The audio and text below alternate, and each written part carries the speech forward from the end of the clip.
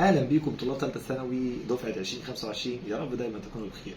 زي ما عملنا لكم قصه في اليونت اللي فات يونت 7، عملنا بطريقه جميله جدا والكلمه بتودي الكلمه، ولقينا طريقه سهله جدا في حفظ الكلمات. النهارده جاي لك بفيديو مفاجاه. يونت 8 لممه لك كله، واهم الكلمات بتاعت يونت 8 في طريقه ورسمه مهمه جدا. تركز معايا في الفيديو من كلمه لكلمه. النهارده هنحفظ الكلمات على طريقه سحس بومب. هتركز معايا عشان سحس بومب ده هيكمل معانا ان شاء الله بقيه اليونتس.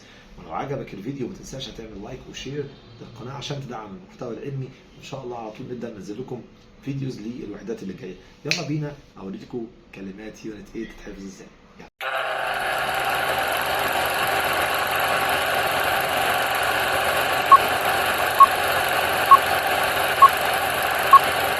I'm loving you now. الغلط يا استاذ. I'm loving ازاي؟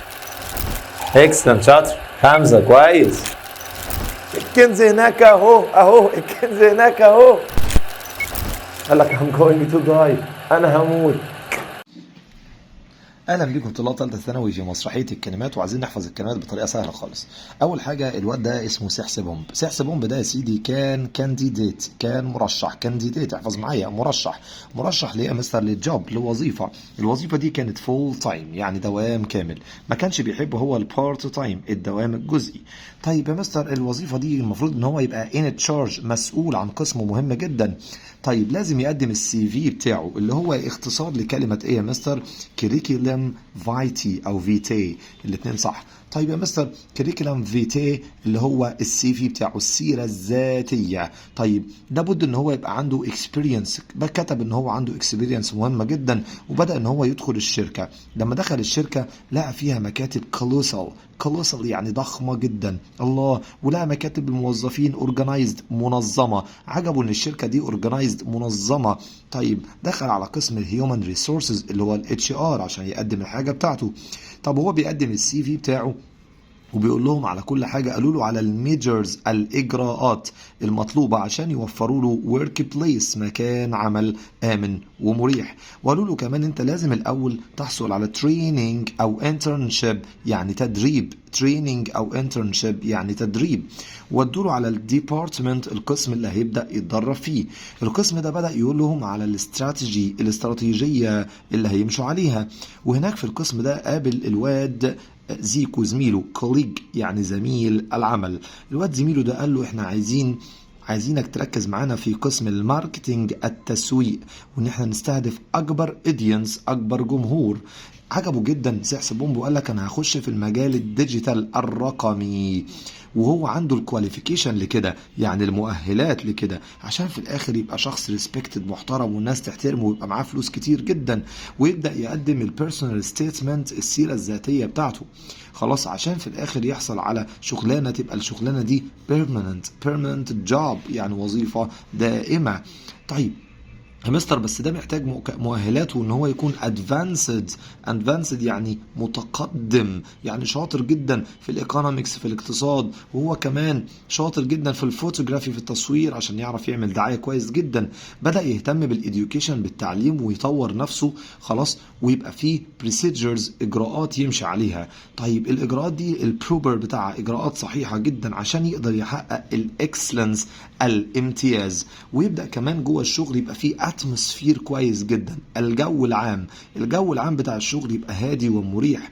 الولد سحس بومب ده كان فولنتير، بيحب يتطوع في سيرفيسز، خدمات كتير جدا عشان يقدر يقدمها للكاستمرز، للعملاء بتوعه. وكمان سحس بومب ده كان عنده هابتس، عادات، وعنده تالنت، موهبة. بيحب يبلاي، بيعزف على الفايلن، على الكمانجا، وبيحب يعزف الأوركسترا في الفرقة الموسيقية.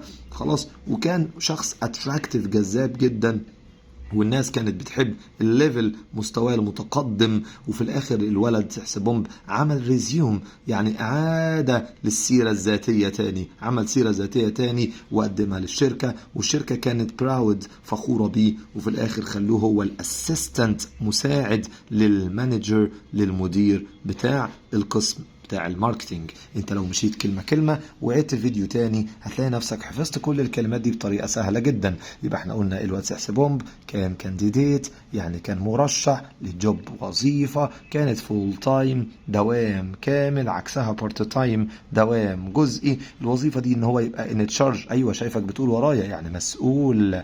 طيب عشان نقدم السي في. السي في يا مستر السيرة الذاتية، محتاجين بيكتب دايما في السي في ان هو عنده اكسبيرينس يعني خبرة. دخل الكامباني الشركة لقى فيها كلوسل ديسكس او كلوسل اوفيسز، مكاتب ضخمة جدا، ولقى كمان ان الناس كلها اورجنايزد منظمة. طيب دخل طبعا عجبه الشركه جدا فحب يقدم الورق بتاعه في قسم الهيومن ريسورسز. راح لمدير الاتش ار وقال لهم لو سمحتوا انا جاي هنا عشان انتوا كنتوا طالبيني او انا عايز اقدم في الشركه دي. قال لهم طيب انت هتمشي يا ولد يا سحس على ميجرز، اجراءات معينه عشان نقدر نوفر لك الورك بليس، مكان عمل امن ومريح. وعايزك كمان تركز على التريننج، انت لازم تحصل على تريننج او انترنشيب، تبقى تحصل على تدريب عشان تشتغل في الديبارتمنت القسم بتاع الماركتنج اللي احنا عاوزينك فيه. هتمشي على استراتيجية معينة جوه القسم ده. وهناك قابل زميله الواد زيكو كوليج زميل العمل، وقال له على الماركتينج التسويق اللي المفروض يعملوه عشان يستهدف الاودينس يعني جمهور. بيحب الولد سيحسن، قال لك انا احب اشتغل في المجال الديجيتال الرقمي، وانا عشان احصل على كواليفيكيشن معين وهو عنده المؤهل لكده، وعشان يبقى شخص ريسبكتد. وقدم البيرسونال ستيتمنت السيره الذاتيه بتاعته عشان في الاخر يبقى لازم يحصل على البيرمننت جوب. البيرمننت جوب يعني الوظيفه الدائمه. طيب مستواه بدا ان هو ادفانسد متقدم، خلاص بدا يدرس الايكونومكس وكمان الفوتوغرافي، خلاص بدا يهتم جدا بالاديوكيشن بالتعليم. وهنا بدا يمشي على بروسيدجرز اجراءات بروبر صحيحه، وعشان يحقق الاكسلنس الامتياز، وكمان يقدر يحقق الاتموسفير الجو العام المريح جوه الشركه ويبقى قاعد مبسوط. الولد سحسبومب كان شخص فولنتير، يعني كان متطوع بيعمل سيرفيسز كتير، خدمات للكاستمرز للعملاء. خلاص الولد ده كمان كان عنده هابتس وتالنت، موهبة وعادات. كان بيحب بلاي يعزف على الفايلن يعني على الكمانجا، وبيحب يعزف في الأوركسترا في الفرقة الموسيقية. الولد ده كان اتراكتيف، شخص جذاب.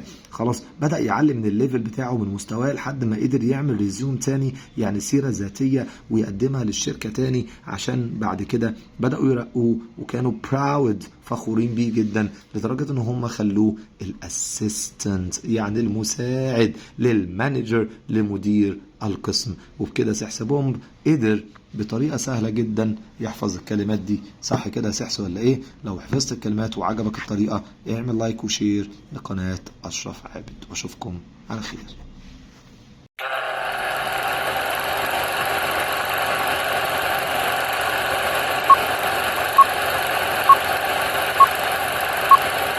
I'm loving you now. الغلط يا أستاذ I'm loving ازاي؟